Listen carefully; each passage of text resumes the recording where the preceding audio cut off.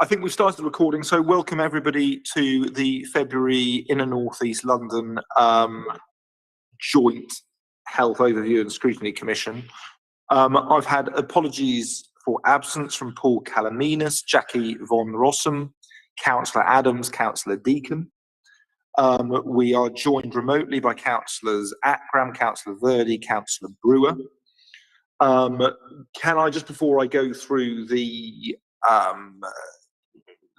formal announcements, can I just take the opportunity to thank Ashley Milson, who's been our link in these meetings. I understand, Ashley, you're off to London Ambulance Service, but a particular thanks to you for making these meetings run smoothly over the last 2 years, so thank you. Some brief matters. This is obviously a hybrid meeting with a number of councillors in the chamber, some remote. We are being recorded. Members of the press may be watching. When you're not speaking, please keep your microphone off. When it's your item, please keep your camera on. Please don't start conversations in the chat bar. And I think that is just about it. I haven't been notified. Are there any declarations of interest? Haven't been, Councillor Masters? It's just the standard one that I do a role working around primary care in Hackney that's funded by North East London CCG, or was when the last funding was agreed. Thank you, Councillor Masters. And so with that, then we've got 4 items on the agenda today. The first one is understanding the staffing at place level, and we're joined by Zina, the Chief Executive of the ICS. So it was a very brief overview. Obviously, the ICS took up its formal responsibilities, I think, in April of last year. I think the first year was sort of intended as a sort of bed-in year. And I think the initial plan was after that first year, there'd be greater financial delegation down to place. But it really is, of course, for, I suppose, that an observation, perhaps a comment will be, for places to happen, they need to have a staff structure to go with it. And so really, this is us just trying to understand what degree of staffing place will have. Zina, we appreciate there are conversations going on with the unions. We fully appreciate also that you may have been waiting and had different guidance coming from NHS England as well, which has not made this particularly easy for you. So I understand all that, but if you can give us your best update on where you are and what sort of the staffing structure at place would look like. Zina, over to you. Thank you very much, Councillor, and thank you very much for the introduction. The ICB actually went live on the 1st of July, so we're not even nearly 1 year old yet, so a little bit further to go. So I'll talk at high level, because, as you say, any matter involving staffing is obviously sensitive to the individuals concerned, so I'll do a high-level overview.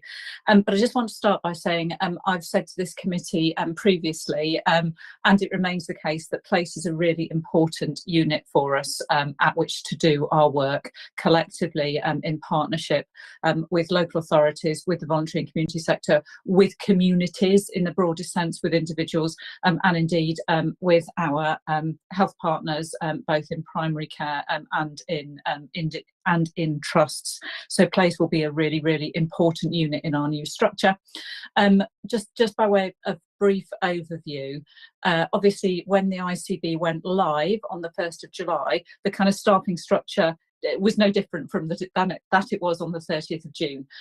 There had been some changes in staffing structures as the 3-ish previous CCGs came together. Obviously, there's a kind of slightly different history behind the different CCG structures at that point. And we've also been joined on the 1st of July by staff from what used to be called the Commissioning Support Unit and was more latterly called the London Shared Services. The ICB obviously has a different set of functions to the CCGs. Some parts of the organisation have been through more change in preparation for the ICB than others had. So it's quite a complex picture across the piece.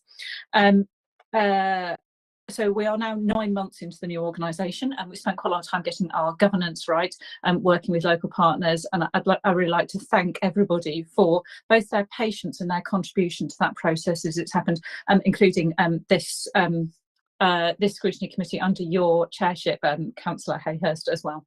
And I just briefly like to add my thanks to Ash to all the work that she's done in supporting us getting the best out of our scrutiny committees. So we are planning to start a formal restructure consultation with our staff at some point in the next little while, with our staff quite yet, because there are some pieces of information that we're still waiting for, as you've referenced. Our place partnerships will be a really important part of that structure.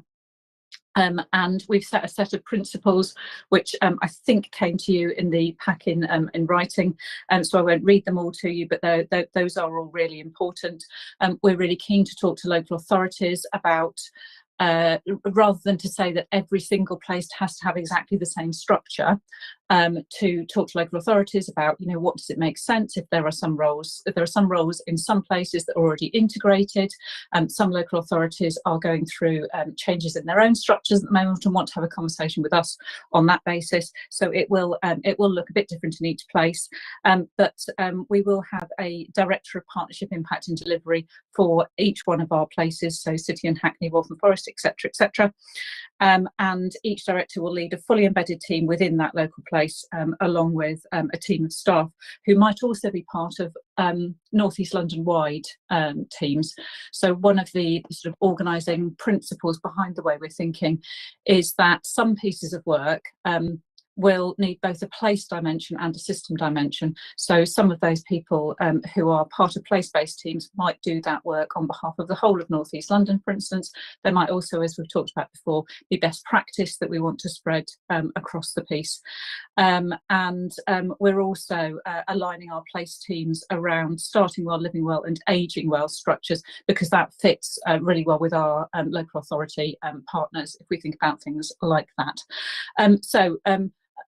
We will, as I said, be going out to consult with our staff at some point in the next while, the next few weeks probably, and obviously once we've shared some of that information with our staff, then we can share it more broadly with other stakeholders as well. I'll probably stop there, Chair.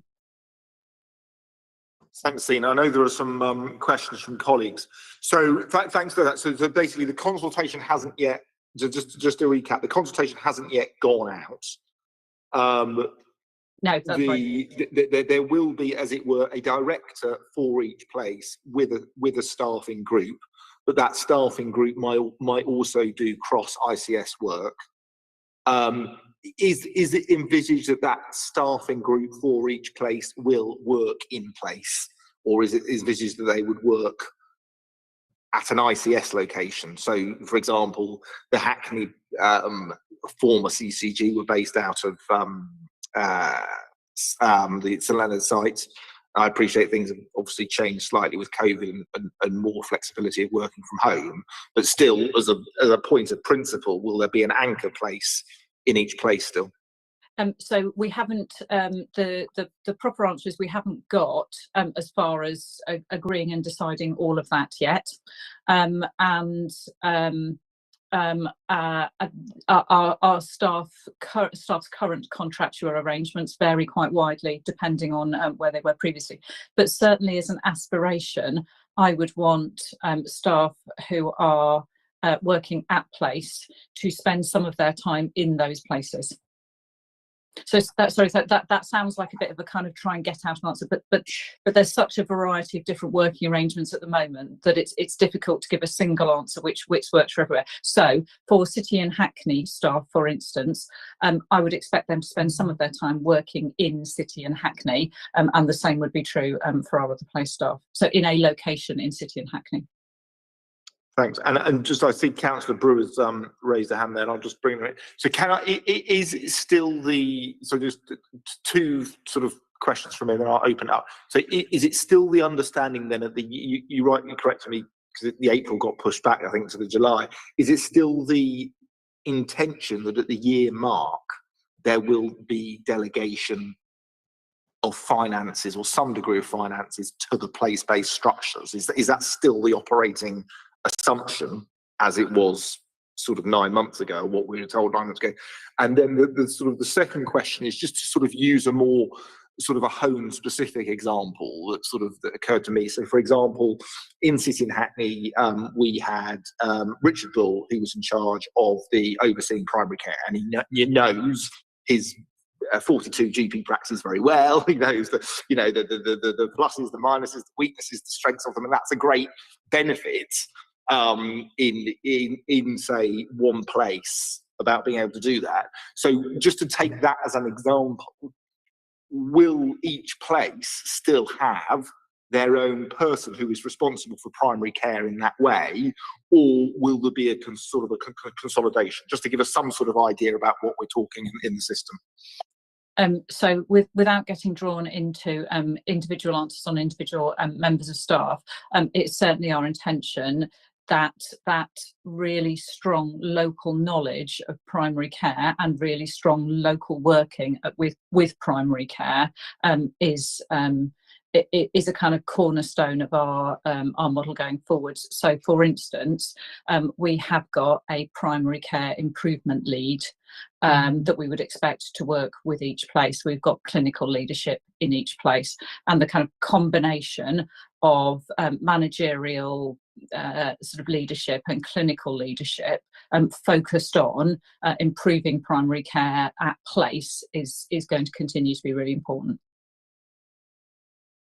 In terms of my first question, in terms of the financial delegation.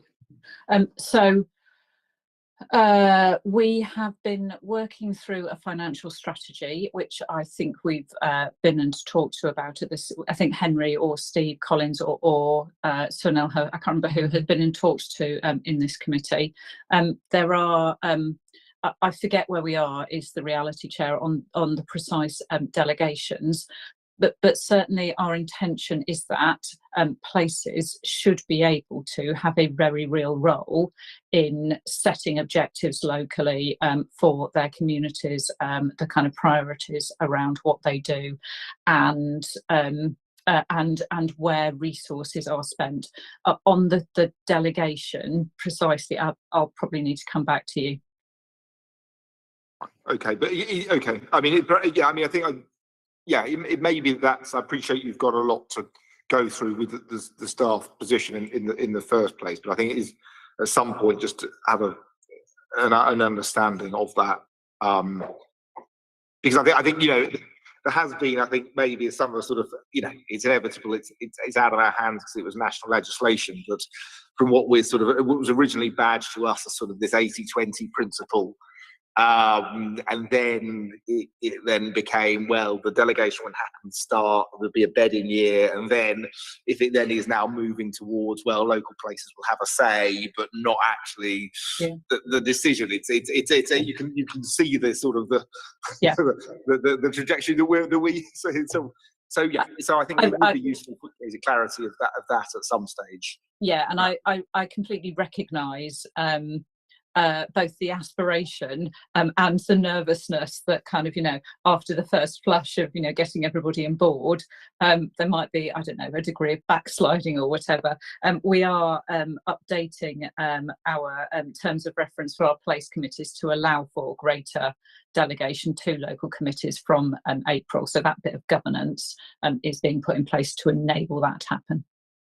Okay, thank you. So I saw Councillor Brewer first.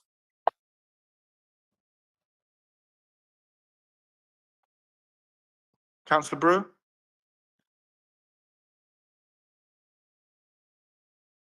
We can't hear you, Councillor Brewer.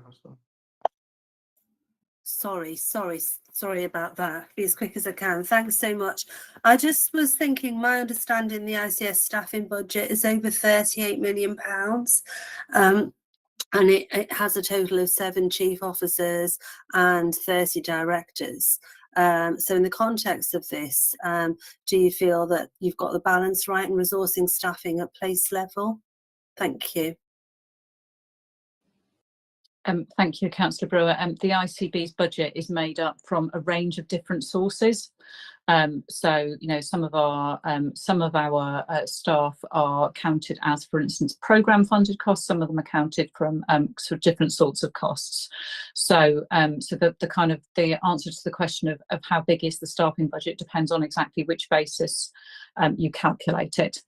And on the numbers of people, because I have not yet set out what the structure is for consultation with our staff, I can't really answer the question of, you know, are there 30 directors or not in the new structure, because we haven't got to that point of laying that new structure out yet. Members, Cllr Masters? Thank you. I think I share the fears expressed by all the councillors so far around subsidiarity. When we were moving towards an integrated care system, it was clearly expressed as a principle that meant everything would be dealt with at the lowest level possible. And now this seems to be sort of fading a bit. I mean, in our pack, it just says subsidiarity, place partnerships will share the work of all partners. So that feels rather different. But I think we've kind of covered that. So I'd like to sort of move on to your ambitions around equity. And I'd like to know more about the kind of best practice sort of programs that you're looking at in terms of reducing inequalities and improving health and wellbeing. Thank you, Cllr Masters.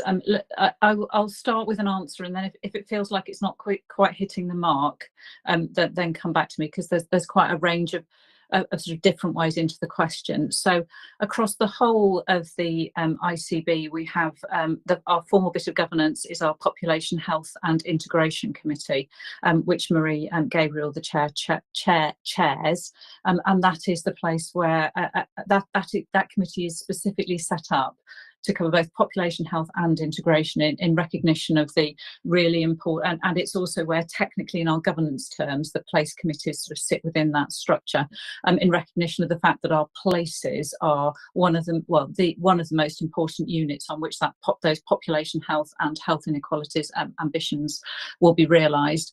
We have a whole series of pieces of work on health inequalities, and some of our objectives around health inequalities are set out in the Integrated Care Partnership strategy that we've published as an interim strategy, and obviously talked to both this committee and the Outer London Jhosc about previously. So that starts to identify some of those areas of work. And then there are there's lots of other pieces of work going on. We look at inequalities through lots of different lenses. So our acute partners, for instance, look at inequalities in their waiting lists. Our mental health partners do lots of work on looking at the inequalities in their different services to make sure that they're and putting in place improvement programs to tackle those.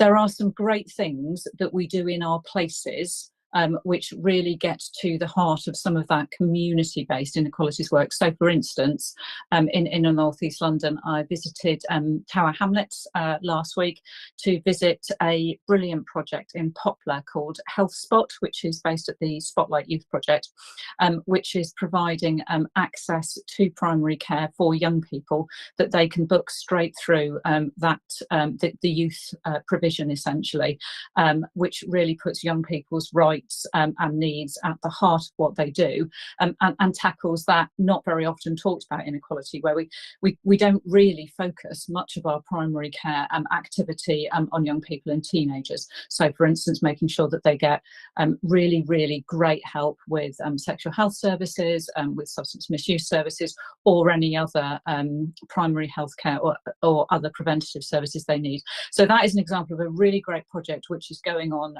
in Poplar, where we would really like to spread some of the learning out across the rest of the system.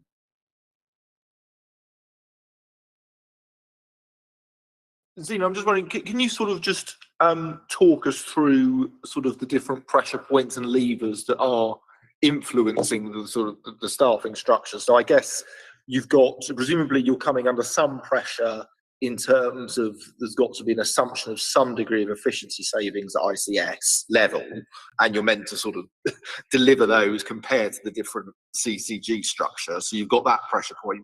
Presumably you've got some degree of guidance coming down from the Department of Health, but not so much that there's got to be some flexibility in that, because you're allowing flexibility between different places. But then I'm particularly looking at the sort of the bullet which says system and place are one, which seems a bit sort of woolly, and it doesn't seem to sort of indicate an ethos that we're trying to delegate everything down to the people closest to the ground to place, and we're trying not to hold on to the power ourselves. That's not sort of screaming out. And so I'm just trying to understand, are you trying to do as much of that as you can within the constraints that you've got from NHS England in budgetary terms? Or are there other arguments as to why you don't think that is the right approach? I'm sorry if subsidiarity is not singing as loudly as perhaps it might. We are really committed to ensuring that our places are a really important, if not the most important unit of what we do, because it is places, communities, neighbourhoods at which we will really tackle health inequalities. So they have to be they're a really vitally important part of our structure. There are other parts of our structure. There continue to need to be some central functions. They may be smaller than they might have been if there were 3 different CCGs or whatever doing them, but there continue to need to be those. We are also working with our providers through their provider collaboratives to make sure that the services that are provided are great, they're improving, that they are able to tackle and reduce unwarranted variation across our places, for instance, to make sure the services in every part of North East London are as good as they can be. And then there are some things that we do need to do once at whole system level. Our intention is only to do once at whole system level the things that really genuinely need to be done once at whole system level. So our staffing structure needs to balance all of those requirements. So for instance, it continues to be the case that the ICB has a set of statutory requirements to meet NHS constitutional standards or other targets as set for us in the NHS's annual operating plan guidance to us, including ensuring that the system as a whole delivers or comes in on budget. And obviously that budget is quite large across the system. So there's a whole range of different functions and different statutory duties we must meet. We've got some more operational responsibilities around continuing healthcare, for instance, our safeguarding teams working with our boroughs. So there's a range of different things. Those have to be, there's a set of statutory functions, there's a set of operating requirements for us. There is our absolute ambition to subsidiarity, and all of that needs to be done within a budget envelope set for us by NHS England. And is there anything, are you being suggested to or mandated to that sort of the administrative spend of the ICS has to go down compared to the CCGs? Is there that sort of pressure coming? I mean, that may be a desirable outcome and an obvious one if you centralise, but is it almost being mandated in different ways or forms? So what I've briefed staff internally is that we are in looking at our restructure and considering a range of different scenarios, including a scenario where there is a requirement to deliver within a lower financial envelope, but that is a range of planning on different scenarios rather than because I have a number at the moment that I am being told that I need to reduce to. I mean, what I can say, I mean, I do very much welcome the fact that you're not doing a one-size-fits-all, and you are recognising the different places have their own different influences and constraints and the factors. So I very much welcome that you're not just rolling out a one-size-fits-all, and you are thinking through each place as a place with all of its background. So I certainly welcome that. I'm just looking around for any other members with questions. Councillor Kennedy. Thank you. I just wanted very quickly to thank Zina for the fact that she has agreed to allow us at the City and Hackney level to keep a post whereby we have someone who is half funded by the local authority and half funded by the NHS as a director of integration. That's one of the models we've found has worked particularly well for us at the City and Hackney place level, and thank her for recognising that.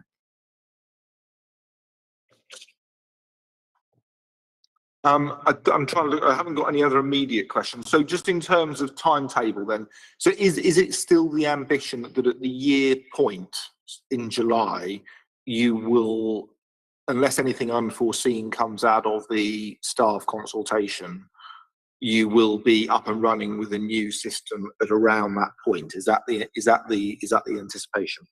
I will.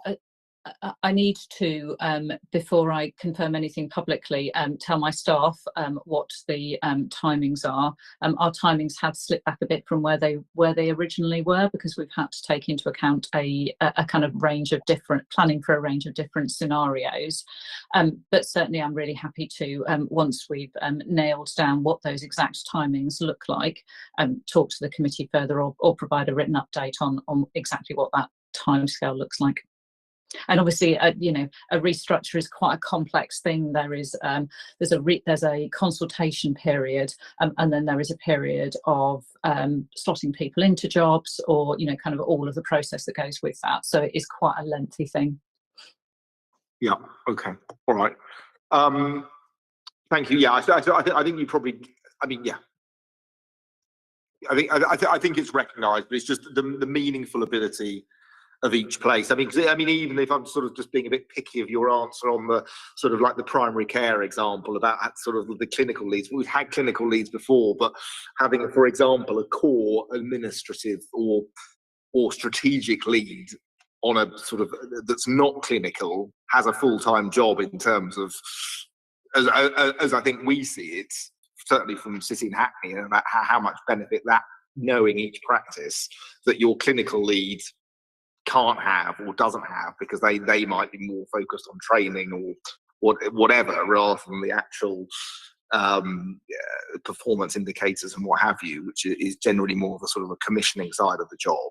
So I mean, it's just that we've seen immense, say, take City and Hackney as an example, we've seen immense benefits of that degree of focus at place.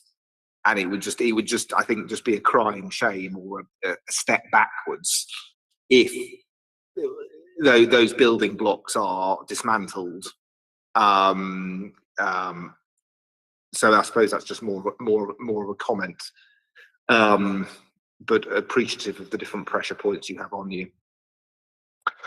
So with that then, unless there are any other questions, I'm looking around on that item, I will close that and thank you, Zina, for that. So yes, so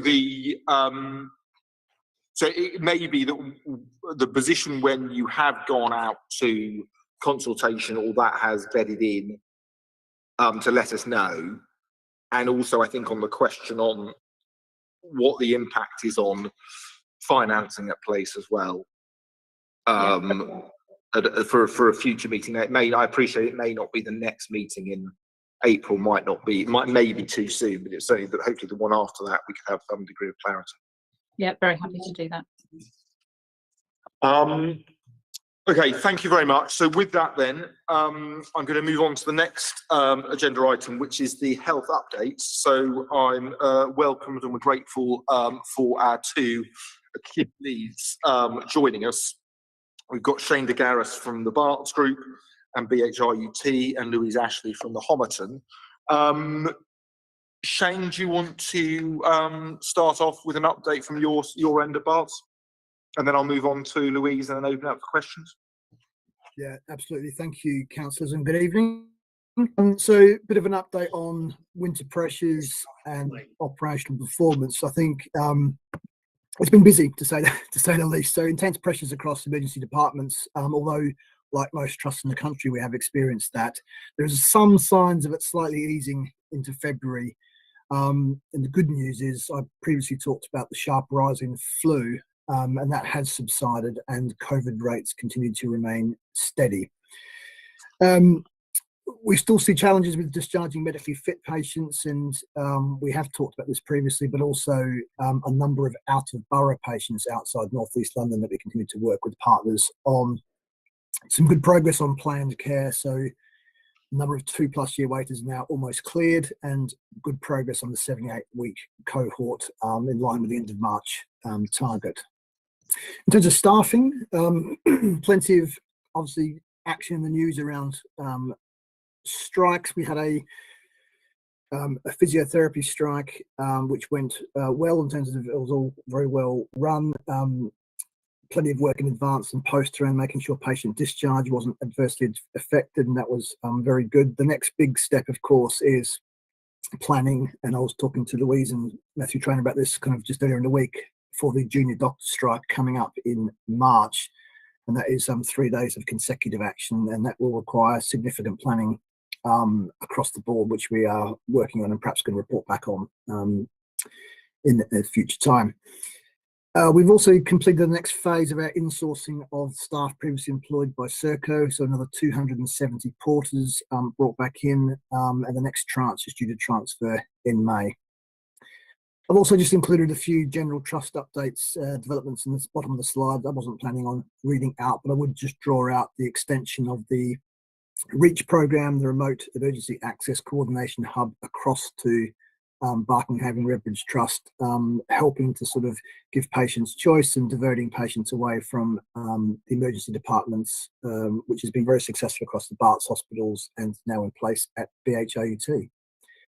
So that's all I was going to say, and if there's no, happy to come back to questions after the update if you want. Happy to hand over to Louise next, if that's helpful, Councillor. Yeah, thank you. So Louise, and then we'll go to open up to questions. Thank you, Councillor Hayhurst. Evening, everybody. I suppose the first thing to say is that Shane and I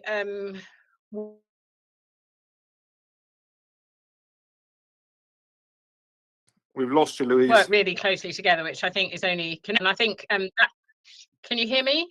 Can you hear me now? Yeah, got you back. Got me back.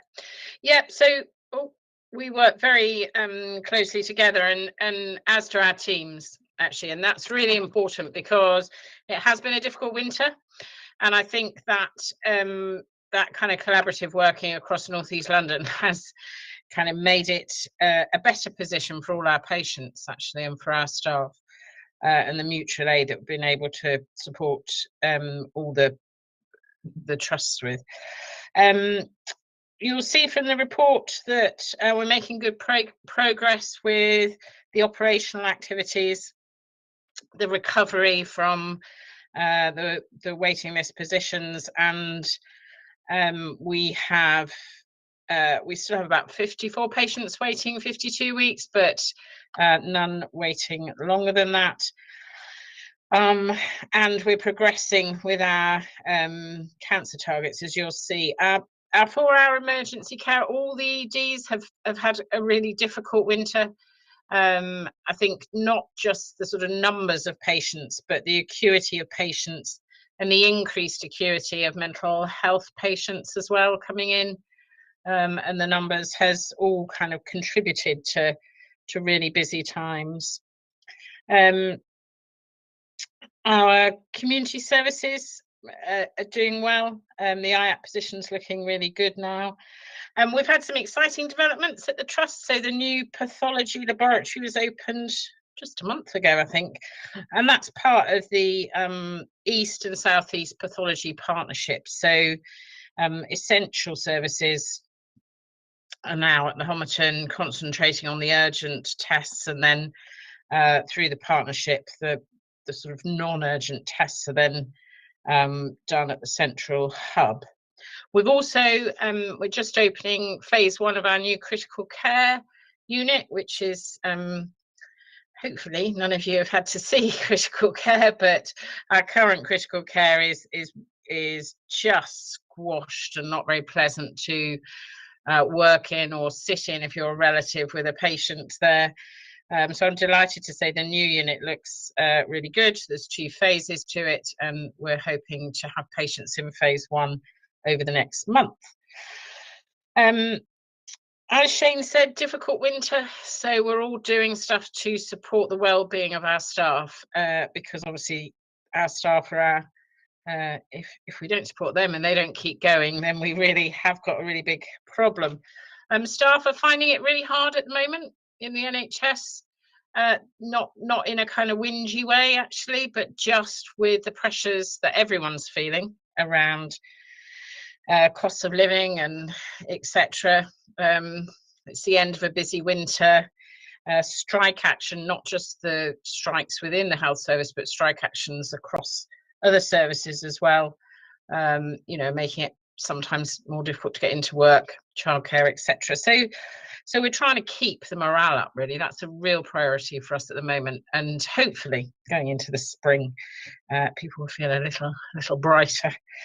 But I'm really hopeful that our vacancy rate has started to, I think a few months back, it was probably reported to here, I'm sure, that our vacancy rate had really dipped post-COVID, or vacancy rate had increased. And we're now back under 10% to about 9%, and that's quite rapidly on its way down. And our turnover of staff has really stabilised, so that's all good news. And I'm really happy to take any questions. Thanks both. I mean, I was going to ask one for each of you and then open it up. Shane, in terms of the insourcing, Louise may have sort of let you know, but we were sort of certainly on a Hackney end, sort of trying to ask the Homerton whether they were also thinking of anything similar. I mean, in terms of sort of the financial monitoring that you're doing at the moment, are you able to just give us some rough, say, percentages as to, I appreciate it might cost a bit more, but I mean, how much more are we talking, and how have you made it viable, bearing in mind the insourcing may be costing you a bit more? Yeah, well, perhaps the easiest way to explain that is literally to reference it's the bringing staff onto agenda for change terms and conditions. I couldn't give the exact percentage, but it's a decent difference, and that was one of the key drivers for us in terms of equity for staff, particularly lower paid workers. So that's the big cost addition. But we believe, and certainly the case we took through to the board, that a chunk of that can be offset by improved kind of productivities and ways of working, and some of the advantages we've got of connecting those staff more directly with the hospital team, so they're not feeling as an add-on, they're actually feeling integral to how the hospital functions. That said, there is a net cost to the trust for this, but we overall had a long debate about this and believe it's the right thing to do. Thanks, Shane. And I mean, and presumably, is this something that you are possibly in discussions with Louise about, or sharing your learnings as to whether this is something the Homerton, in terms of them being able to possibly consider this at their contract renewal point in 3 years' time?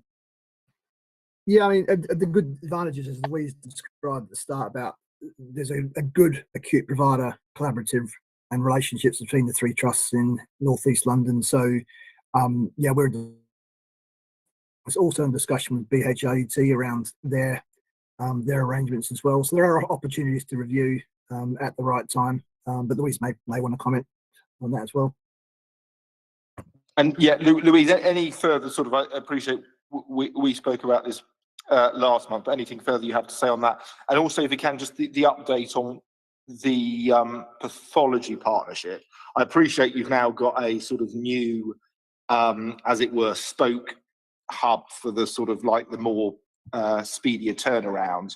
But how's the rest of the system working, whereby you're having to send results out of the hospital to then get them processed? I understand there were quite a few teething problems to start with. Is it bedding in now better? Yeah, so as far as the insourcing, it's really helpful that Barts are doing what they're doing, and we can really learn from that and watch how that goes. And we're certainly, I think,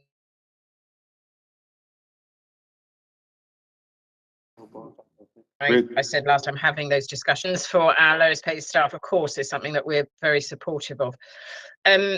The Oh, the Pathology Partnership. Yes, lots of teething problems. There are always teething problems when you change electronic systems and ways of working. And no matter how much we plan for it, we also plan for some of the teething problems, actually. They're more or less getting sorted. We've still got, actually, it's not so much with the tests that are being transferred out. We've still got a few problems with the new labs and the turnaround of some of our tests, but it's nothing that's not sortable. And actually, we were just talking about it today, that we are expecting by the end of next week that it should be complete kind of business as usual and back to our original times. It's held up some of the work in the emergency department just because some of the tests have taken longer to come back to them than they should have done. But I mean, it's not anything that's caused any patient harm. It's just very frustrating for clinicians. But it is really teething problems, and we're not expecting them to go on much longer. And Shane, did you want to come in on that? Yeah, thank you, Councillor. Well, just really in case there are members of the committee that aren't familiar, but when we talk about the Pathology Partnership, just to be clear, it's the Homerton, it's Barts Health, and it's the Lewisham and Greenwich Trust. So it's kind of an in-house NHS partnership working together without components from the private sector. And I think Louise has described that very well. There have been some teething problems, but the good news is we're all sort of collectively brought into making this work. And we've all got a vested interest in it, which is quite positive. Thank you. Councillor Masters? Thank you. I just wanted to ask a question about the relationship between the Barts Health updates and the kind of partnership you now have with Barking, Havering and Redbridge Trust. In the past where we've been updated, there's also been an update around the Barking, Havering and Redbridge Trust. And while this is the inner North East London Joint Health Overview and Scrutiny, now we're very much part of North East London. Anything that happens with that other trust, we know will sort of have an impact. So I'm just wondering if there are any points we need to be aware of. And then my second point is just in terms of the presentation of data. It would have been really helpful to have had some of these figures presented as a graph in terms of progress, because it looks amazing if you just see at a glance, you know, that there were 4,500 people who were 78-week waiters, and that's now down to 300, until you see that you're talking about the gap between August 21 and our present sort of time in 23. So it'd just be helpful to see that trajectory and get an idea of what that journey's like. So those are my two comments.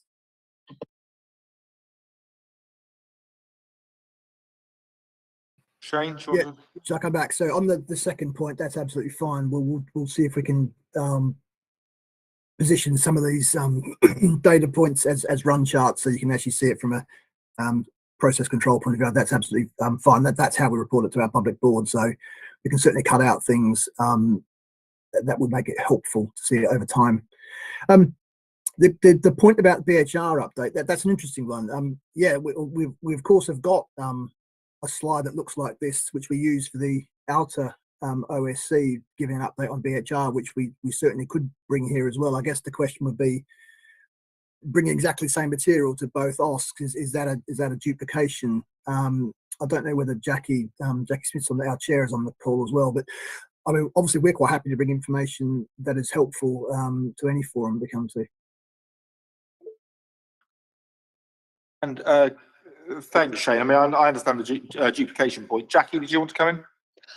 Yeah, I mean, what I was going to say, as Shane has said, that obviously we present that information to the outer North East London OSC. I don't think we've ever presented information about BHRUT on its own to this committee, but we have periodically done updates on the collaboration and the particular work we're doing on the collaboration. And if that would be useful for the committee, I'd be happy to do that again next time, for example, as an update. Yeah, no, I think yes, I understand the point. I think it would be useful to get that collaboration update in terms of the cross working that's going on, Jackie. So yes, yeah, no, that would be that would certainly be welcome. I've got Cllr Sweden. Oh, thanks very much. A couple of Bart's questions. Well, the main one is obviously virtual wards are to be highly commended, and they've managed to solve problems and mean people are less susceptible to hospital-borne infections and so on. I'm just quite interested to know how the cardiology monitoring works with someone at home, and what clever bits of kit now available, and what other conditions might be able to be monitored in a similar way at home. And the other question for Barts is, I just wondered whether there are any plans for any further tranches of insourcing. Quite keen on hearing about the insourcing of the porters, and I've now been in local government long enough to have seen the whole outsourcing, insourcing thing to go full circle. But I'd be interested to know about that. With regards to Homerton, although it doesn't affect me particularly, or well, might do. I think that the IAPT statistic with community services to be, I'm rather envious of it, and I wondered just how it had been brought about, and whether that good practice might be able to be rolled out further over the footprint. And I suppose just with ELFT and NELFT, are there any plans for any further integration of the two organisations, or are they going to stay as discrete as they are at the moment? Thanks. Thanks. We're not joined by Richard, the ELFT or NELFT leads. The joint chair has been appointed, so we have to wait. I'll contain myself for that question. It contains that. But then, Shane, do you want to go for the other questions, and then maybe I'll bring in Louise on the IAPT? Yeah, thank you. Thanks for the questions, Councillor. So on the virtual wards, so yes, I can get a more of a detailed update on the actual kit being used, the actual process being used for cardiology. That's no problem. I'm happy to share that with the committee. But in principle, yeah, it's remote wearables, kit that people can use at home, and there are definitely applicable settings to non-cardiology using this wearable tech. So it's got implications far beyond cardiology, which we are looking to learn from that experience. And it's referenced also with looking at frailty and other areas. So I'm happy to provide some more information about the cardiology specifics in the next update. That might be quite useful as a springboard a further conversation. On the insourcing, well, pretty much we pretty much will have insourced everything we've outsourced from a soft facilities management perspective as we get into May. So that's everything back from security, portering, catering, cleaning, etc. And we had previously insourced things such as car parking and other matters. So from a soft facilities perspective, it's pretty much all insourced, barring very small a couple of areas. The other area, of course, we've got that we're not really looking at just due to logistics is obviously at the Royal London and St Bartholomew's, we've got the largest PFI set up, private finance initiative in the country. So that's a hard facilities management contract, which is obviously outsourced to this PFI contractor, and that is tied into the length of that contract. So there are no plans to try and insource or do anything with that. The scale is huge. Our focus there is very much about working with the PFI partners to get the best value for the taxpayer and for us on the assets and the buildings we've got.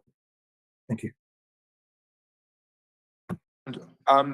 Zina, did you want to come on Shane's bit before I brought Louise on the IAPT? I wouldn't presume to comment on Shane's insourcing. I was going to come back on Councillor Snowden's point about collaboration, if that's helpful briefly. Go on, so yeah, you fire off, yeah. Yeah, so I'm sure had colleagues from ELFT or NELFT been here, they would have wanted to talk about the the collaborative work that is going on two fronts. Firstly, through the Mental Health, Learning Disabilities and Autism Collaborative, of which ELFT and NELFT are the two kind of primary members, where they're doing some really important work, looking at things like how do we reduce unwarranted clinical variation across North East London, looking at other issues around patient leadership, around service user engagement, and the Community Health Collaborative, which is developmentally a little bit further behind the Mental Health Collaborative, which includes ELFT and NELFT, as well as the other providers of community health services across North East London, which include the Homerton and a range of other places, are also getting into their work programme. And on both fronts, ELFT and NELFT will be doing quite a lot of collaboration together, and I'm sure we can bring a further update on the work of those collaboratives to the committee in future. I think we've done a brief update previously, but it might be sensible to come back to it in a few months' time. I think that's a very exciting development. Certainly be looking forward to hear more about it. Thanks. Thank you. And Louise, in terms of the IAPT figure, I mean, I have to say, I thought it was a misprint when I first read it. The IAPT figure. What's it's definitely not a misprint. I know that much. I mean, they're obviously they're a good service.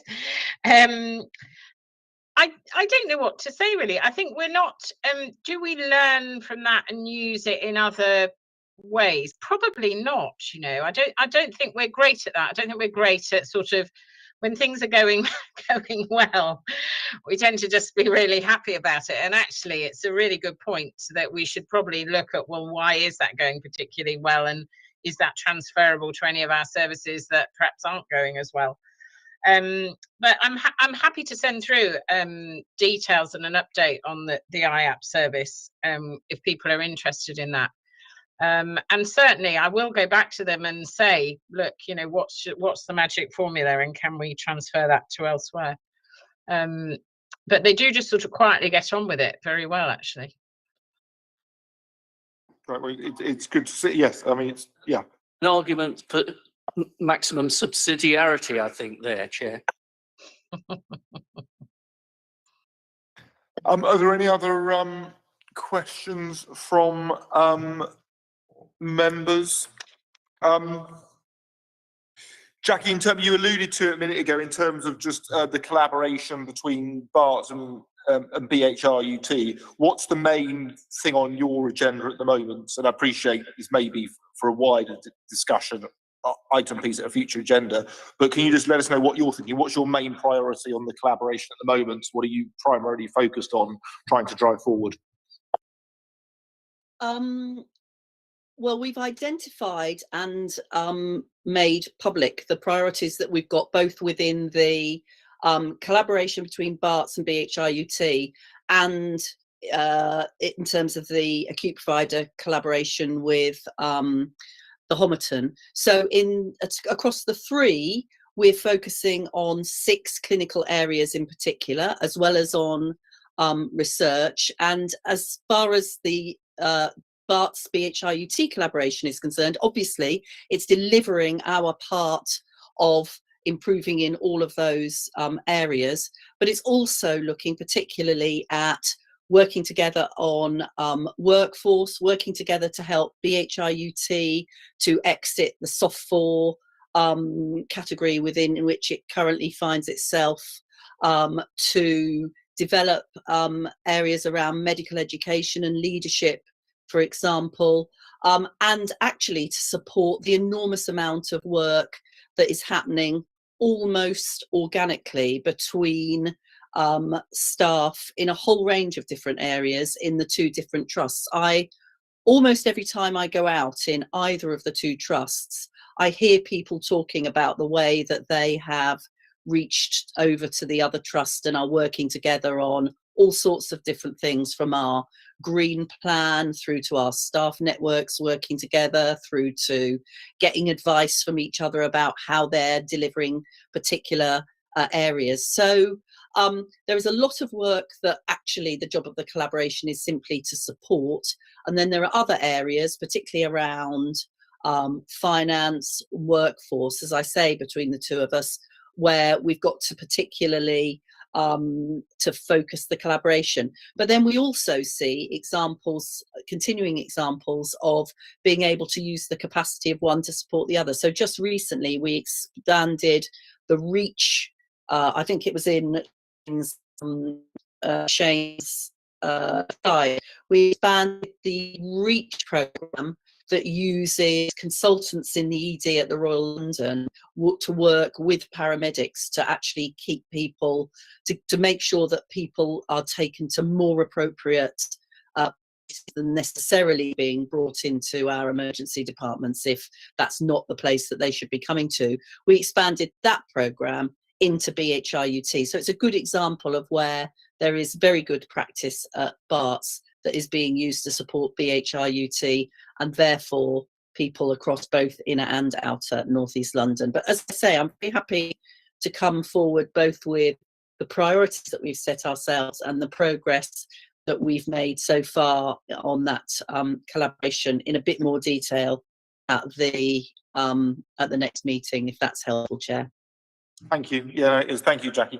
And Shane, just on just dovetailing with what Jackie was just saying about staff and what Louise says about the vacancy rate decreasing by 2.5%. Are you seeing a similar sort of shift at the Barts and BHRUT? Maybe the pendulum swinging back post COVID, or are you in a different situation?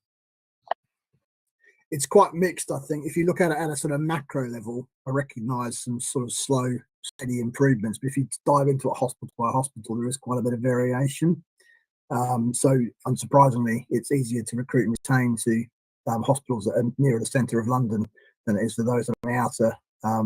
That sounds a bit clear, but that's a reflection, I think, of many pressures across the patch. So it's quite variable. So our fill rates are much higher at the Royal London and St Barts, for example, than they are at Newham and Whips. And so hence our strategy is to say, well, what else can we do that's above and beyond those hospitals to support that?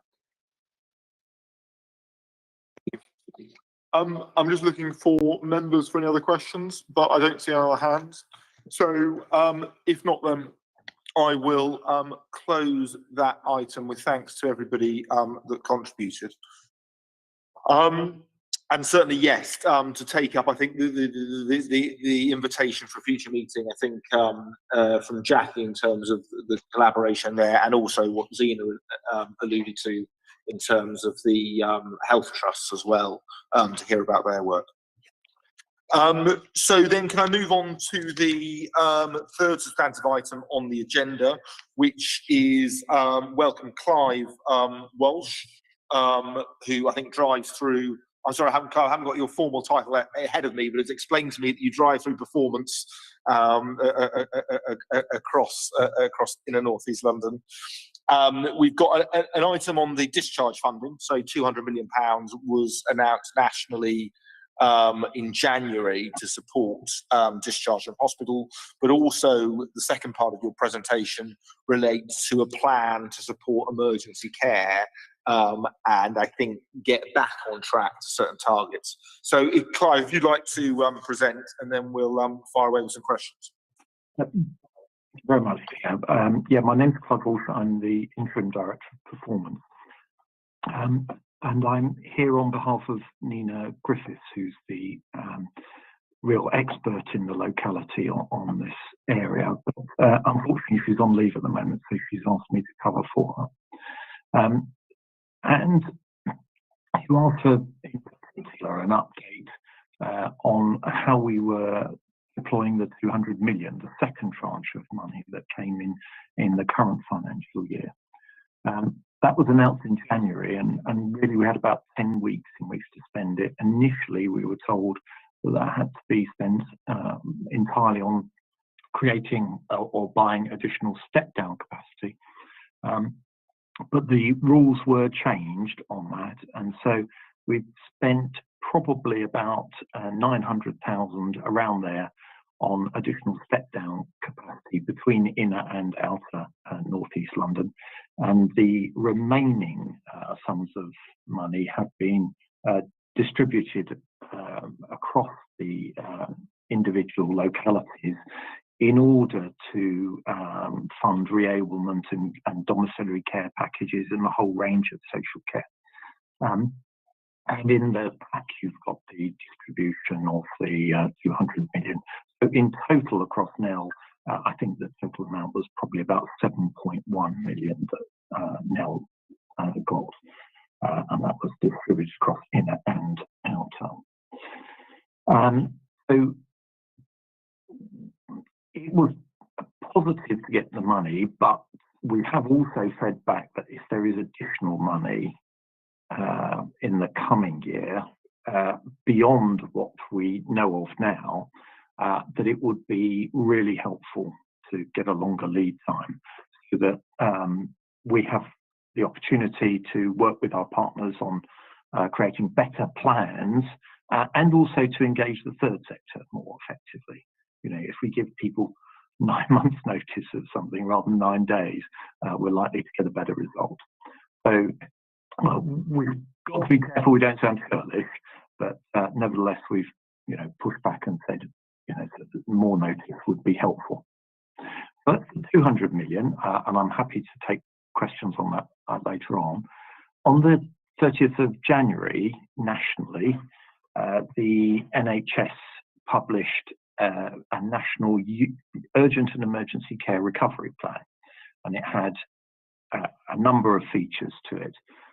The two key ambitions are around response times for ambulances and the turnaround times associated with that at the front door of hospitals.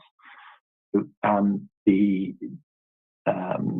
aim is to get the turnaround time for what are known as category 2 calls. So these are not the immediate life-threatening calls, but fairly urgent and serious calls for the ambulance service, to respond to those within 30 minutes.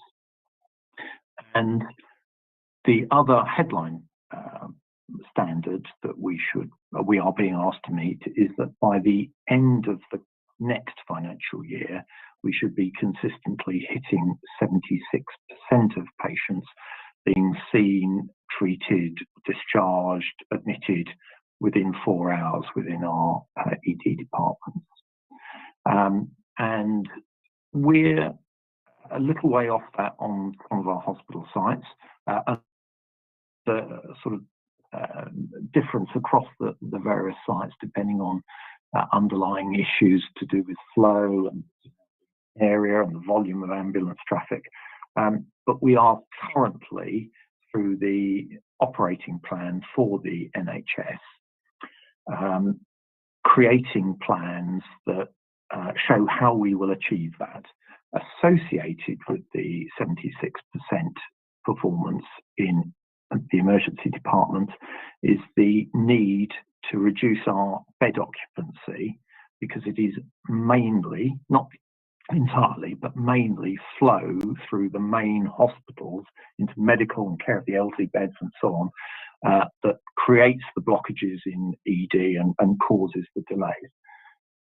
Associated with that is the requirement to show how we will get down to an overall bed occupancy of about 92%. And at some points in this winter, we were running way over. In terms of the plan itself, there are 5 ambitions within the plan, and I've included those in the slides about increasing capacity, growing the workforce, speeding up discharge, and I'm going to come to that one in a bit more detail because there is funding associated with that we need to work out as a system how we're going to deploy that.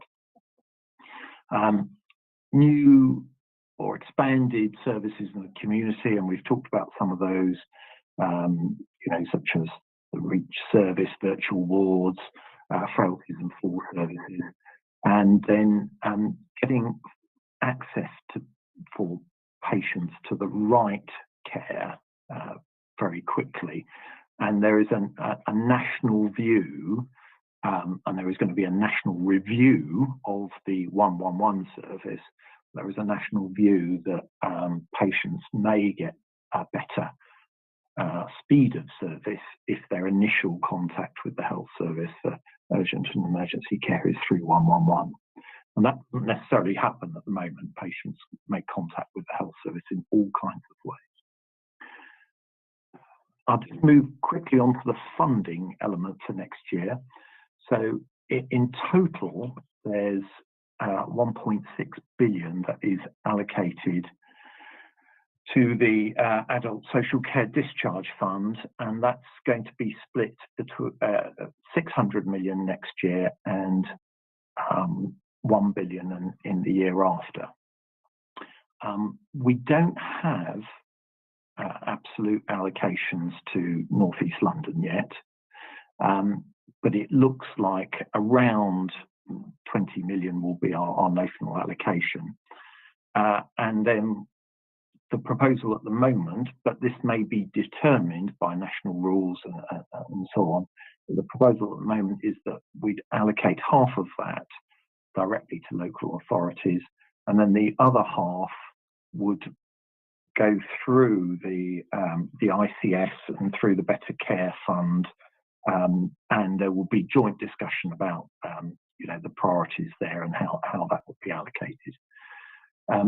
We were advised that we did get further guidance in February, but it is the 28th and we haven't had it yet. But as soon as we do get further guidance, obviously we'll let this committee and all our partners know what the framework is that we're operating in on this 1.6 billion. Thank you. Thanks, Clive. So I mean, you alluded to it there. So is it the amount that you give local authorities directly, either from the 200 million that was announced in January, of which the ICS say got the 7.5 million, or from the new tranche that's due to come through? Is it pretty much you follow national guidance on how much directly gets passported through to local authorities? Is that how it works? So on the 200 million, what we did was we identified how much we could usefully spend on step-down capacity, and that was in a range of different areas, and that was around 900,000 of the 7.1 million, and then the rest of the allocation went directly to the local authorities on the basis of a sort of fair shares formula, and was used for all kinds of things like reablement and domiciliary care packages. The new money, we are at the moment working on the basis that we get 600 million next year, 20 million-ish will, something like that, will come to NEL.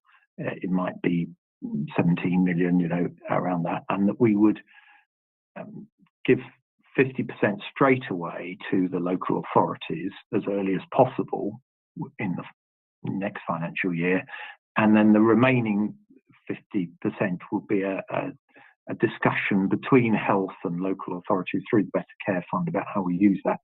But we may have constraints on us from a national level about how that funding is going to be used, in the same way as we did have constraints about the 200 million that initially came in January. We were told initially that was solely for step down capacity, but then the rules around that changed, and we don't have the firm position yet on how the 600 million can be used and allocated.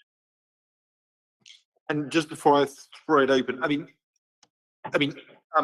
in a North East London's budget every year is, I think, just shy of 4 billion. So, although 20 million is not to be sniffed at or is not unwelcome, it is a comparatively small amount of money in the grand scheme of things to try and shift the dial on what is a significant problem. So, in a way, just parking that 20 or whether it be 17 million for a moment, to what extent are you sitting down with your local authorities and sort of saying, look, what can we do to try and have a medium or longer term strategy to try and deal with this issue of flow through the hospitals and discharge? Are there opportunities of councils perhaps building more local accommodation that might save them money and then also might be better for flow through the hospitals? Are those sorts of medium to long term discussions happening and mapping out and in a North East London long term strategy as best we can to try and deal with the discharge issue?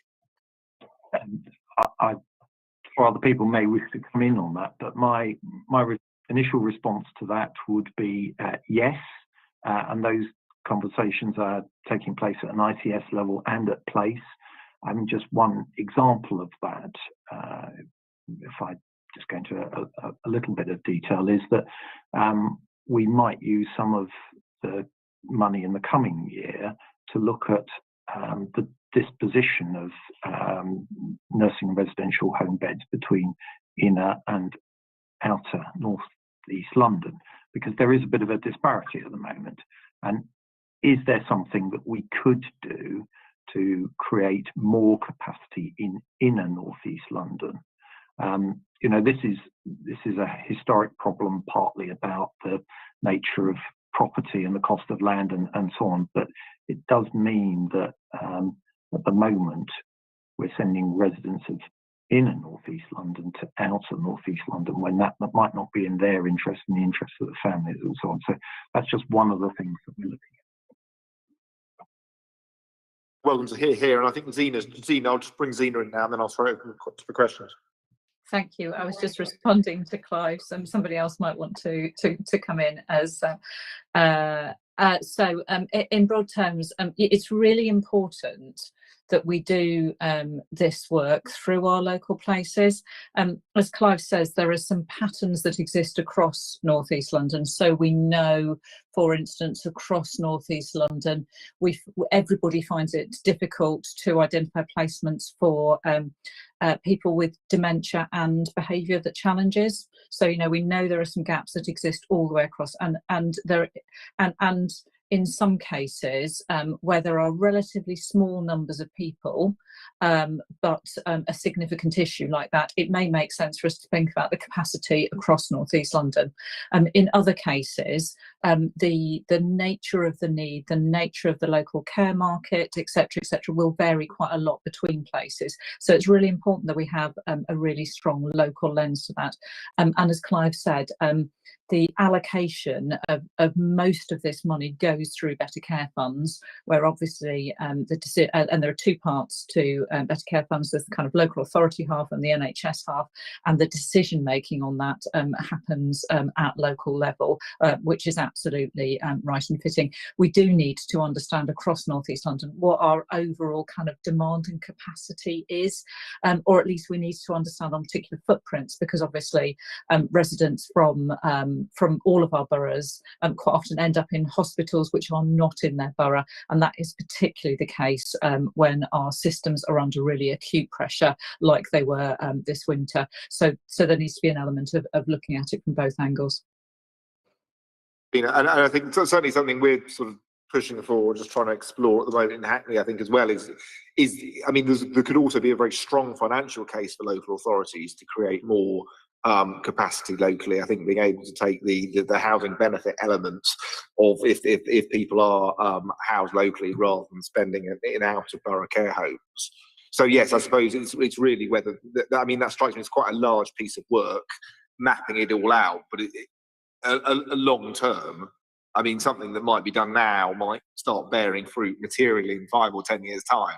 But that I mean, it's yeah, that work starts to be done, I guess. Members, Cllr Masters. I'm just wondering if someone could shed some light on the funding formula, because looking at this, it's saying that the funding given to the different boroughs is based upon the proportion of older people living in each borough. And yet when you look at the boroughs that have had more funding, and, you know, obviously I'm slightly biased and I'm pleased to see that my borough of Newham got a fairly big chunk, they seem to be the younger boroughs. So I'm just wondering if there were other factors that came into play. Clive, do you want to go for that? I don't think there are any other factors. I mean, there was sort of consultation between the place directors and the local directors of adult social care. Zina, I know, would like to come in on this, and I hope he's going to contradict me. But the other thing I would say is, if anyone has an alternative formula that they'd like to propose as part of the discussions about the 600 million, that's absolutely fine. Thank you very much, Clive. I'll build on the answer you've given so far. So there are two components to this funding. So I'm talking about the 500 million and looking forward to the 600 million. As Clive described, the kind of 200 million was a slightly different kettle of fish. And the reason I mentioned those two different portions of the BCF is because that's relevant in the different sorts of allocations that we saw. So the around half of the North East London share of the 500 million, so the total share, the total sum was about £14 million from memory, or maybe 15. So about half of that went straight to local authorities to put into through the Better Care Fund, and that funding was allocated according to the government funding criteria. I forget exactly which funding criteria they use, but it is whichever one they use as standard for these sorts of things. It might be the same one as the public health grant, and if the committee wants to understand the precise detail, we can follow up. But that funding formula takes into account historic measures of deprivation, which is why, and I use this example because I can see Councillor Kennedy at the top left of my screen, City and Hackney, for instance, despite having a younger population, tends to get more funding than some of our outer boroughs. The 7 odd million that then came through NHS North East London, we looked at on a slightly different basis because we needed to use it to improve our flow of discharge. We were confident that there was the deprivation quantities, levels of deprivation in different boroughs were already taken into account through the local authority allocation, and we focused a little bit more on older people and where our discharge needs were, and agreed a slightly different funding formula that we discussed with directors of adult social care to make sure that we weren't missing anything obvious. So that in aggregate was the basis. We do need to do a bit of work across the ICB in just looking at and making sure that when we get these sums of money, and we as the ICB are given some discretion, it may not be very much, but some discretion to allocate them, we are doing so on the basis of a formula that everybody understands, but in the basis of the money that came in at quite short notice without very much clarity in advance about what that funding formula was going to be. That was what felt like it was going to do the best job in the circumstances. Thank you, that helps. Councillor Khan.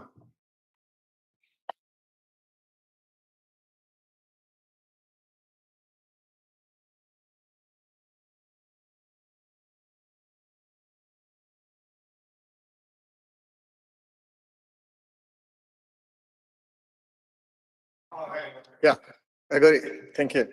So my question is about additional hospital discharge funding for North East London. What monitoring arrangement are in the place that funding is exclusively used for replacement and care package in people's home? Are there any rewards? Are these rewards?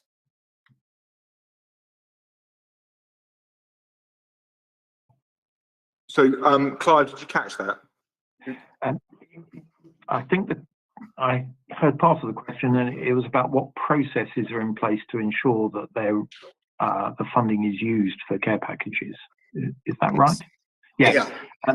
So the processes are the usual ones that we operate in North East London. So there are locality-based groups that involve our place directors and the staff who work for them, local authority staff and hospital staff, and together they look at the care pathways of the patients that are coming out, particularly those ones that have complex care needs, and they will be planning each of those care pathways together.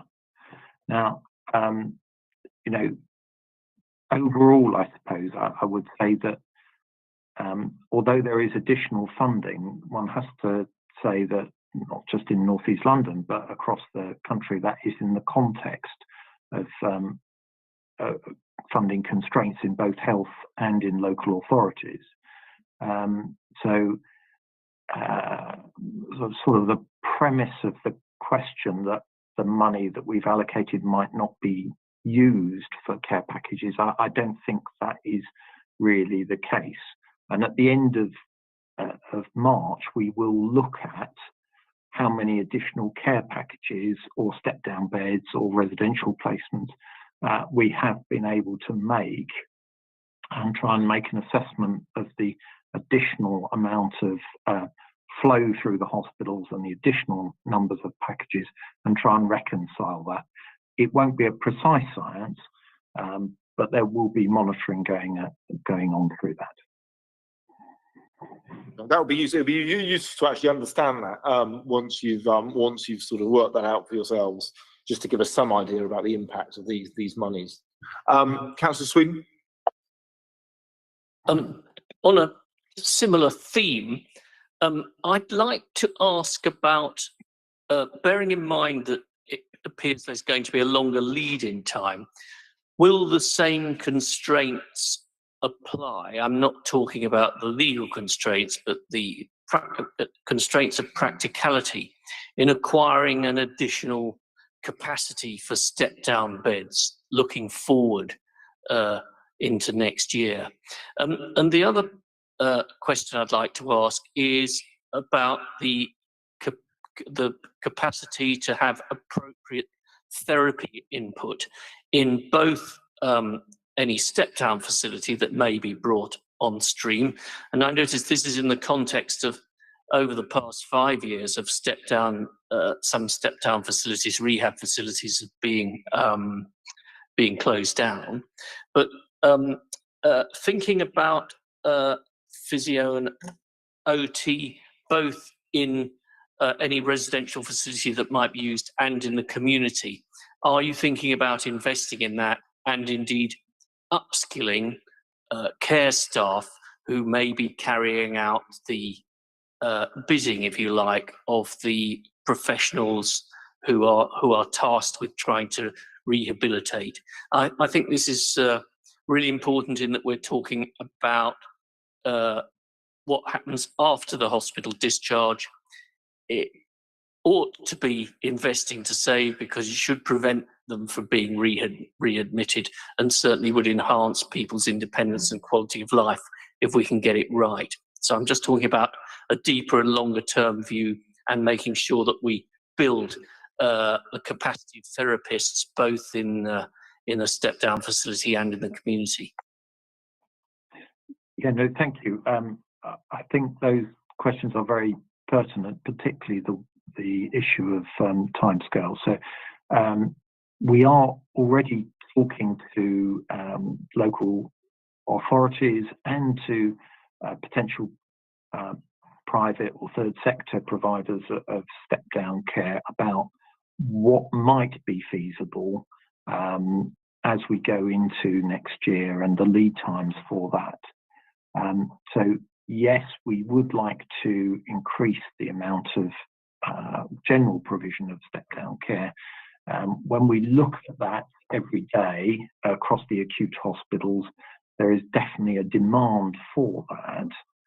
And there may even be a suppressed demand in hospitals, because our health professionals in hospitals think, well, there isn't a sufficient amount of step down, so probably I wouldn't consider that as an option for patients. I'd look for something else. So yes, that's important. Yeah, no, therapy is an issue in a number of ways. A couple of ways in particular. One is that therapists, both physiotherapists and occupational therapists, there is a national shortage, and we have to think of ways of encouraging people to work in North East London. What is it that would make the jobs that we can offer attractive? So yes, we are thinking of, particularly for those sort of reablement streams of patients that come out of hospital, how we can effectively support that. And to some extent, our virtual ward beds will cover that area as well. We have a particular deficit in North East London, as does quite a lot of the country, in neuro rehabilitation. One particular focus for us in the coming year will be what we could do either in the public sector or with the third sector or private sector about expanding the amount and quality of neuro rehabilitation that we have, and that will absolutely demand very high therapy inputs. On the upskilling of care staff, I'm not sufficiently expert on that, but I am aware of a couple of sort of national discussions on that in the context of how do we attract care staff to remain within the sector. What is it that we can do both to enhance the content of their work, but also enable them to have some sort of career structure and gain additional skills and remuneration within them. And there is some national work on that, and unfortunately I'm not sufficiently expert on that, but I will try and get you a more detailed answer. And I think Zina's flagged to come in there as well. Thank you very much, Councillor. So I just wanted to note that in 2 of our boroughs, and exactly which 2 they are, I'm afraid has gone temporarily out of my head, although I believe one is Redbridge. We are doing some pilot work looking at enhanced domiciliary care. Enhanced domiciliary care, but essentially by doing precisely what you just the question described. So training domiciliary care workers to do tasks that might otherwise be done by a health professional, so that we can make additional payments to them, making the model more financially sustainable, and just provide more integrated care. And it's a really good example of some of the things that we might try in one borough, and then we might be able to use the learning from to share more widely. That's really interesting. Thank you. Councillor Patrick. Thank you. Use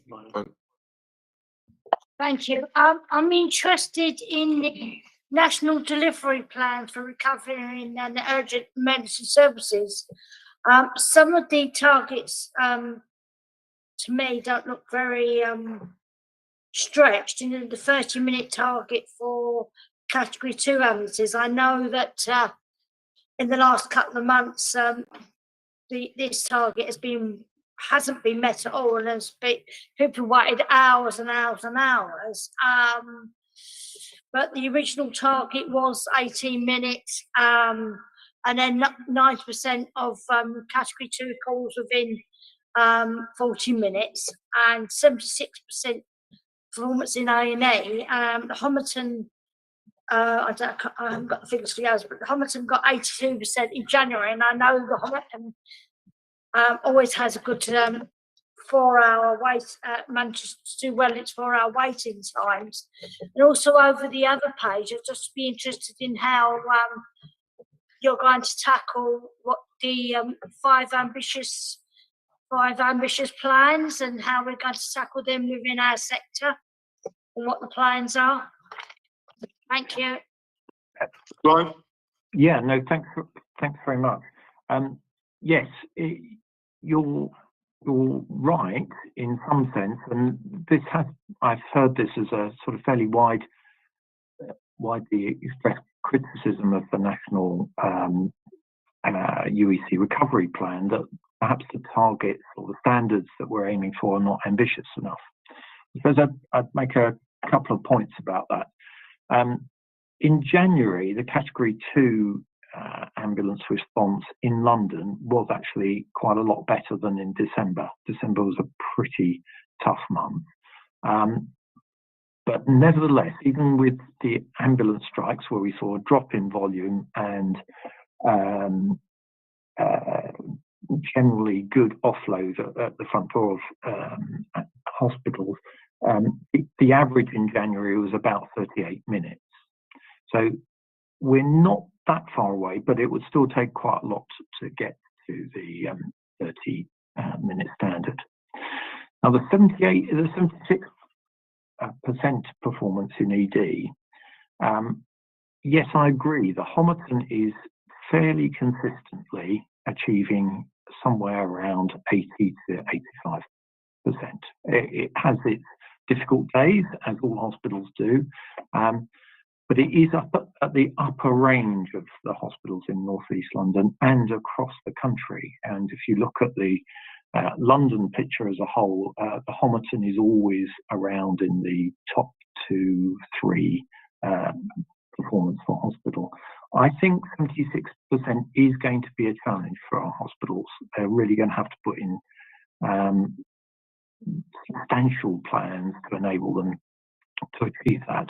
And I suppose I'm reminded, because I was around working in hospitals when the 98% standard came in originally. That was brought in a phased way, and it came in over several years. So I think 76% is a reasonable approach to the issue of getting us back to a good service for our patients and residents. I won't go, I know that time is relatively short, so there are 5 ambitions for the plan. Some of those are national.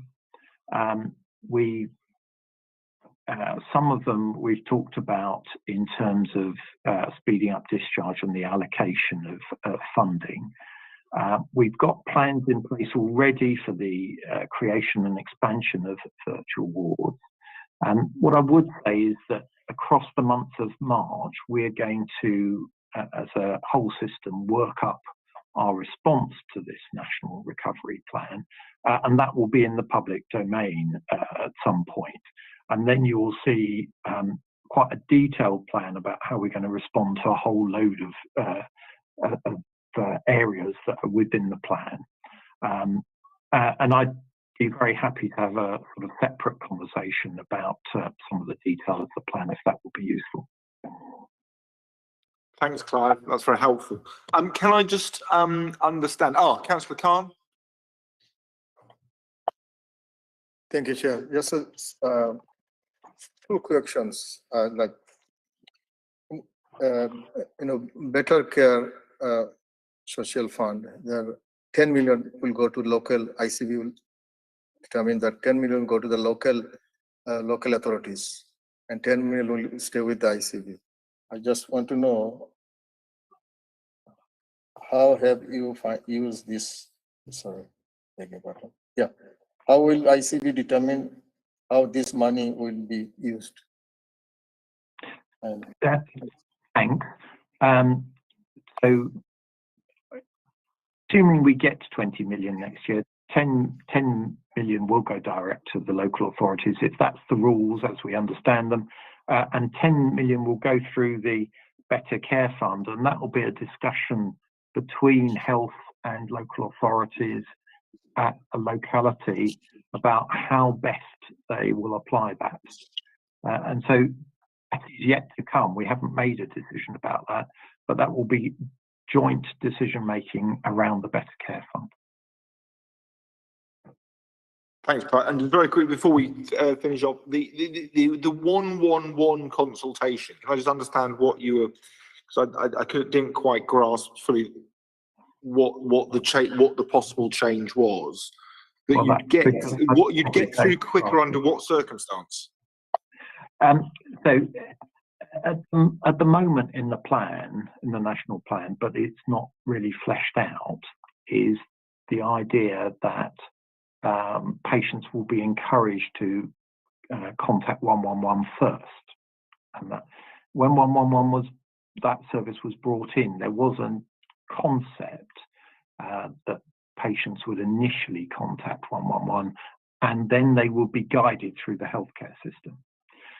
It isn't fleshed out yet in the national plan. There's just a very short reference to it, and there's a statement that nationally we're going to undertake a review of 111 services.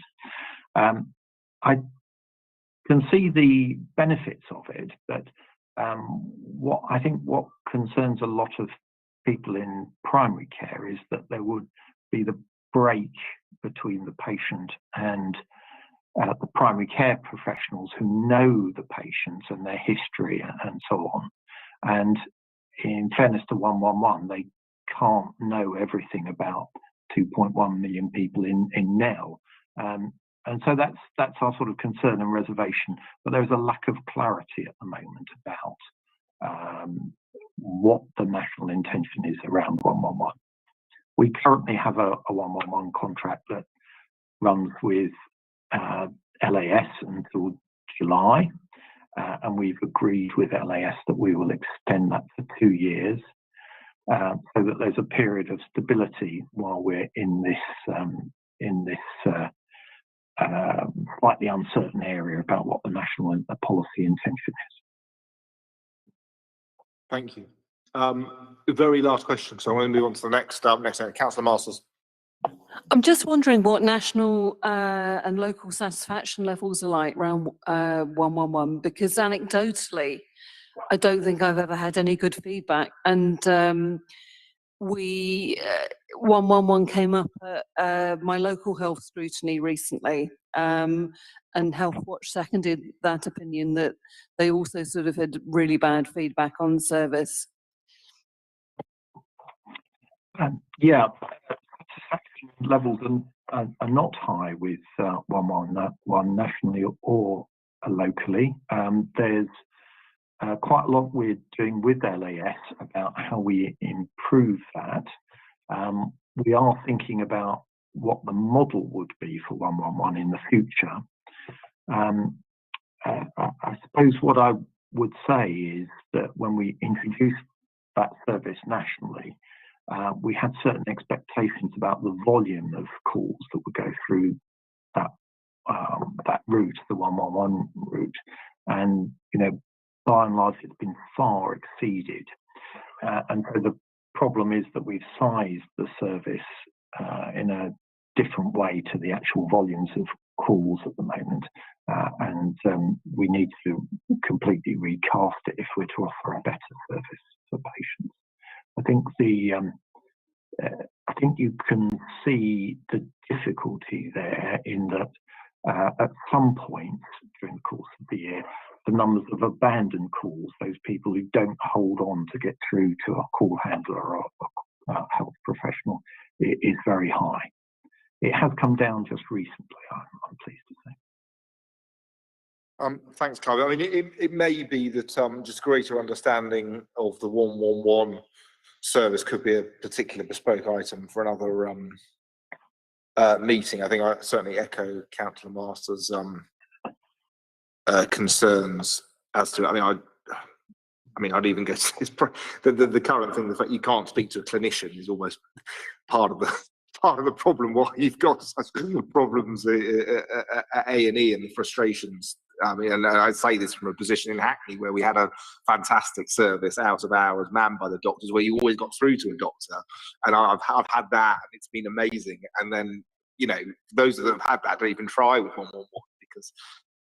So I think a greater understanding there, and if there is any greater scope locally to do more bespoke commissioning on that would certainly be very interesting to understand whether we can alter the model, perhaps put more clinicians at point of first call rather than the computer algorithm, and actually see whether that makes any difference. But that's a comment, and possibly for a future meeting.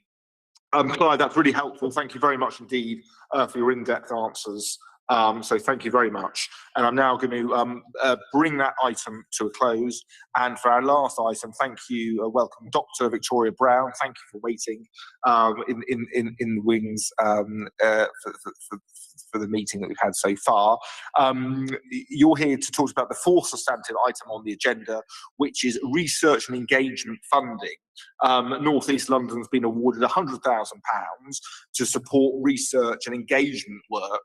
And so we're interested and excited to hear about sort of what this means, how you can engage different communities across our diverse boroughs. So I'll open the floor to you, and then we'll open to questions. So, Dr. Brown. Thank you very much. So I'll give a little bit of a background. I think there is no doubt that research is essential for improving healthcare. However, recruitment of participants remains relatively low. The pandemic has shown that this can change, because at the time there was actually significant public interest in research, and lots of people took part in the COVID-19 vaccine and treatment programs. However, participation levels now have dropped, and they were not maintained. So more importantly, there is a specific need to increase the diversity of people who get involved in research, both in terms of participation and also in terms of inputting into the study design. Because without diverse participants, there is a risk that research findings will not apply to our population group, all our population groups, and also will not meet all of their needs. So this is the reason why NHS England has funded a national program aiming to develop local research engagement networks, which will work with voluntary sector organizations and local communities to increase participation and diversity in research. So we applied for this program in November last year. And in December, we were awarded, as you said, just under £100,000 in order to start this work. And the program is being led by North East London Integrated Care Board, but we are working very closely with many partners, including the North Thames Clinical Research Network, UCL Partners, Health Boards, and also the local voluntary community and social enterprise alliance. So our network was formed in December, and we have been meeting every 2 weeks. We have also expanded quite significantly to include academic and public health colleagues, local VCSE representatives, and also public participation leads. Now, we know that evidence shows the importance of increasing awareness first, building trust, and communicating effectively and overcoming also the practical barriers, such as, for example, research constraints, when we want to increase diversity in research participation. And at the same time, we were very aware that there were already a few ongoing interventions happening within North East London, which aimed to better engage communities in research. These included, for example, the use of community research champions or the use of online tools. However, we were also aware that these interventions were tended to be confined in one organization or in one institution, so they were quite siloed. And we didn't want to duplicate efforts, so therefore the first thing that we decided to do is to map what is already happening within North East London. And we actually identified about 20 initiatives that we need to reflect on. So now we are in the process of trying to understand how effective are these initiatives and what are their limitations. And we aim, of course, to do this with our diverse communities. So with the help of our VCSE colleagues, we are organizing workshops and outreach work in order to explore what are the barriers and to participation, and also identify any new ideas for doing this better. As part of the project, we want, as part of the evaluation of the project, we would like to capture the experience both of the stakeholders of the group, but also of the participants from our diverse communities. And we are going to do this with the help of Health Boards. And we are also learning from and sharing insights with our colleagues from across the country, because we take part in the regular national meetings on this. Probably most importantly, I think, we are connecting with relevant partners across North East London on this issue towards a very common and important aim. And this is the first step of creating the foundation of more of a bottom-up approach to research participation and engagement, because our ultimate aim is that research at system level is relevant, and also is shaped by those that it affects the most, so that it can improve the lives of people who live and work in North East London and reduce health inequalities. So I will stop here and I will open to questions. Thanks, Dr. Brown. That's very interesting. So is the end outcome is it just research and then that will be the end product? Or is the end product that you will have established a network as well? So just to try and get that understanding. And I think you've alluded to it, but I mean, I think when I was reading this, what sort of immediately jumped to my mind is, I mean, I know from my local borough who are the normal community groups you go to, but in a way, that's the regular people you go to, and really you want to go beyond that for the people that aren't in those voluntary community groups that you always speak to, but it's jumping over those. And how you actually manage to do that to actually people who wouldn't have otherwise ever undertaken an engagement exercise, but who actually will give you really valuable insights. So it's really just the clarity on is the end product, setting up a network as well as the research, and also how are you going to go beyond the usual attendees, as it were. Yeah, absolutely. The end product is definitely to set up the network, to set up the connections that will allow us to reach communities that are at the moment are underrepresented in research. And we also, what we realized when we started looking into this is that there are already certain areas within North East London that are actually very active in engaging with research. And we decided to focus on in Newham and Barking and Dagenham starting with, because we looking at the data, we realized that in those areas there seems to be underrepresentation, reduced participation compared to other areas in North East London. So it's the underrepresented communities that we would like to reach, and that's what we are trying to do. It's not easy, but it's about developing trust. Councillor Brewer? Thanks so much. Really appreciate that and very welcome. I just wanted to talk a little bit about diabetes, because as you know, it's about a tenth of the NHS budget nationally, and I know that there was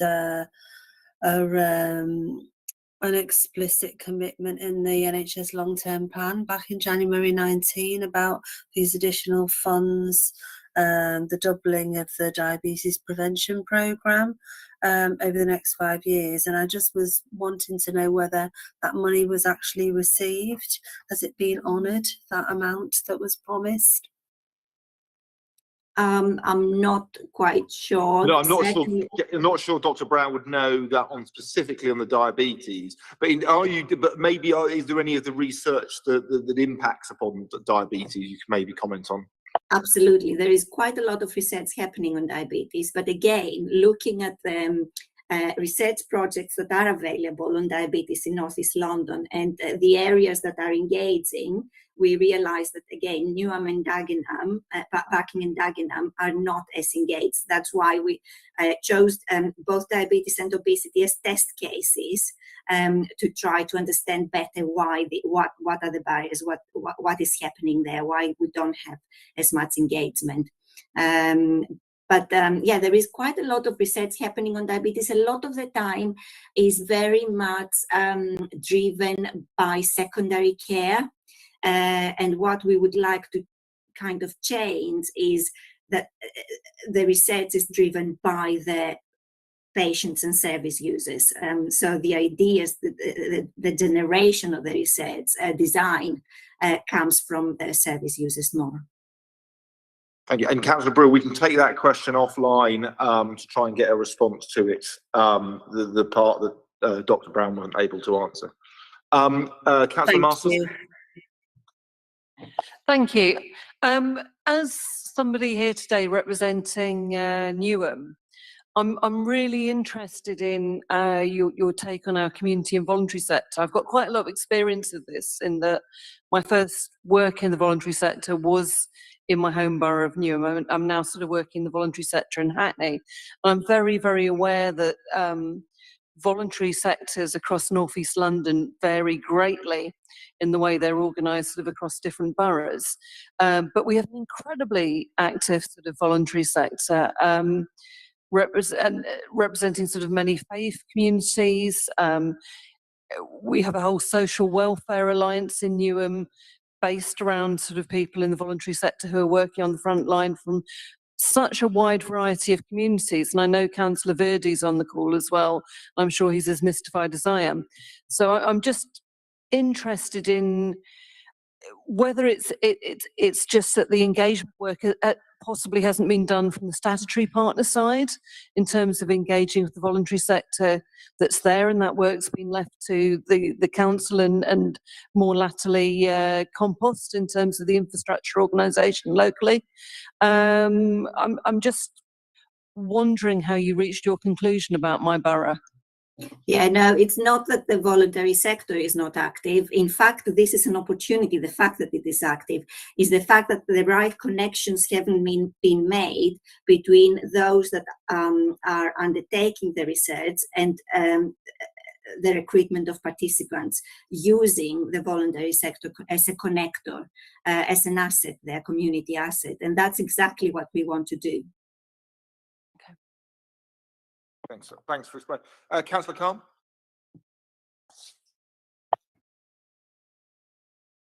Thank you, Chair. My question is, what plan do you have in place on how you will use the research to deliver a good outcome, and what success look like? Well, success would look like if research in the future is designed by service users, and more people from diverse communities participate in research in order to be more confident that actually any research findings apply to the totality of our population rather than the very few that at the moment participate. And any other questions from colleague? Dr. Brown, thank you very much indeed. That was really, really interesting. I can see a lot of my colleagues nodding their heads. So we'll be, yes, we may be interested. Maybe something that at an appropriate point in a year or so, or whenever it might be the appropriate point, just to hear a bit more again, and perhaps we could put you on a bit earlier on the agenda. To get an update on your findings, and also whether you've been able to sort of reach into parts of the community that previously you weren't able to, and what processes you used to do so. So I think you'd have lots of cut across in terms of other areas for us as councillors as well. So thank you very much indeed. And so with that, I will close that item on the agenda. Lastly, we have a standing item for any updates with respect to Whips Cross. Councillor Sweden, any news, or is up no news? Kind of no news. Beverly may correct anything that I said, in that she's the vice chair and was present at the last meeting, which took place on the 12th of January. We again looked at the provision of end-of-life care at Whips, and we had various presentations from the public, but the work that they're doing had not been completed, and I don't think we had a clear vision of a proposal, and there certainly weren't at a position to go into formal consultation about any change in the service that might be forthcoming. But the main issue that was discussed, which was then overtaken by events, was that we were expecting to have some ink dry on a cheque that would meant that we could go forward, or that Barts could go forward with some initial building works, and the deadline had been missed, and the report was somewhat frustrated, and then that was overshadowed a matter of days later when there was a public announcement that the hospital building programme would not be going anywhere until, I think it was 2025. So at the moment, the no news is that in terms of actual progression of building or the construction of the hospital, that has now ground to a temporary standstill, which is very frustrating. I hadn't fully digested that, so thank you for that. And so is that all of the government's 40 hospitals or new hospitals? Sorry? Do we know whether that's all of the government's 40 new hospitals as of currently? It's all, and those who were on I think a list of 12 that were the top of the list, and no, but it was an announcement about all of them, obviously in the context of the current economic difficulties that we're in, but nevertheless it's extremely disappointing. Yeah. Thank you, Councillor Sweden, for that update. Then the last few minutes of the meeting, the minutes from the last meeting, can we agree them? Agreed, thank you. Work programme is at the end of the agenda. This is the last thing to say is before I close the meeting is this is our and Hackney's last meeting chairing the 2-year rotation. It rotates in order around the borough, so it's off to Waltham Forest. See, Councillor Sweden's got his hand up, and we're joined by a Waltham Forest officer here.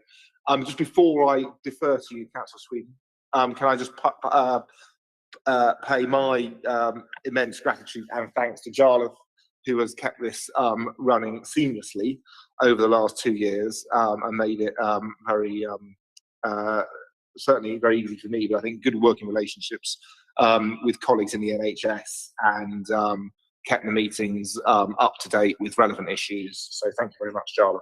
Thank you. Yes.